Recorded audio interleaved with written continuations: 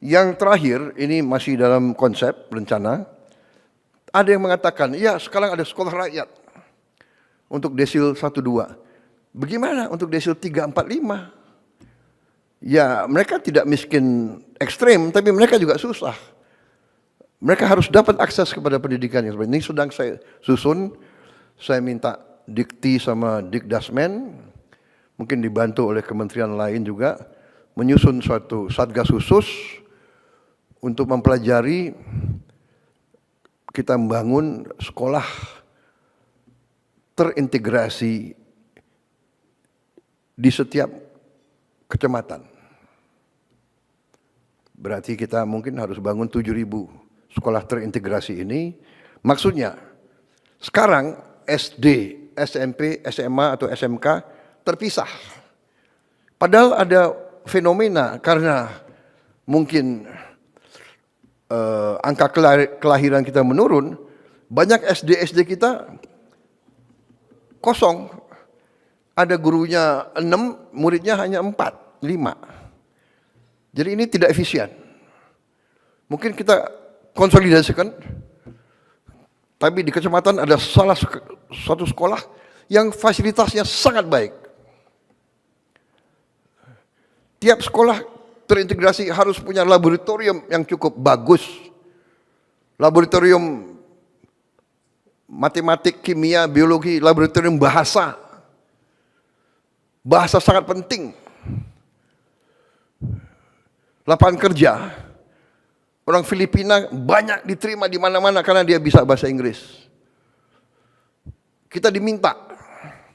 Jutaan tenaga kita diminta. Di Eropa minta pekerja hotel, kafe, restoran. Dia minta 1 juta tiap tahun. Kepala-kepala negara, pemerintah dari Eropa nanya ke saya, can you send? Hotel-hotel dia sekarang nggak ada yang kerja. Restoran-restoran kewalahan.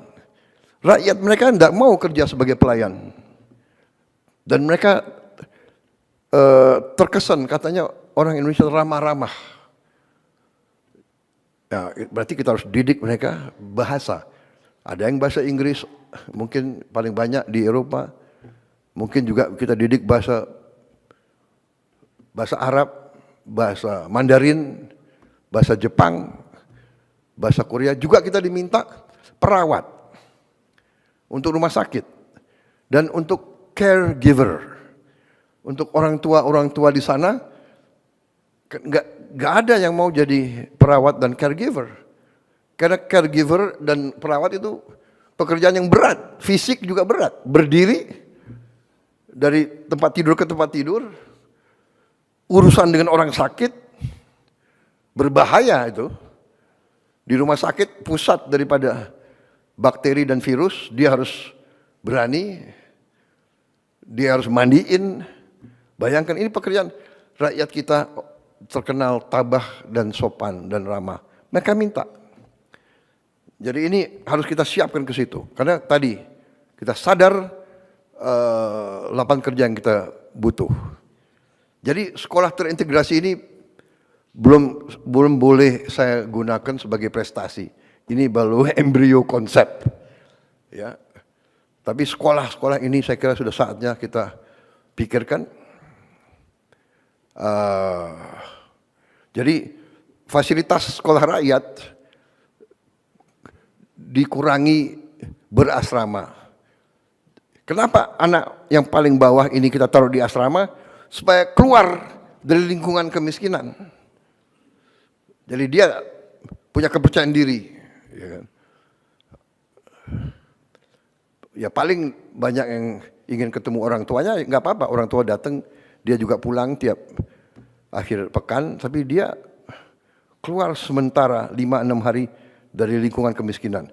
Tapi yang sekolah ini, dia pulang pergi, dia tidak berasrama. Artinya apa? Kita harus berani sekarang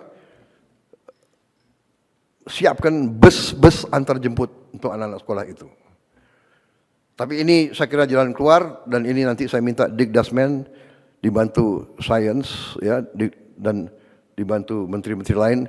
Dalemi ini susun Dan kita mulai kerja, mungkin 2026 sudah ada sebagian sekolah-sekolah terintegrasi ini. Jadi sekolah rakyat untuk yang paling bawah, sekolah terintegrasi untuk yang menengah, sekolah unggulan untuk yang terpinter. Belum tentu yang terpinter dari kelas atas. Dari manapun kita cari yang terpinter.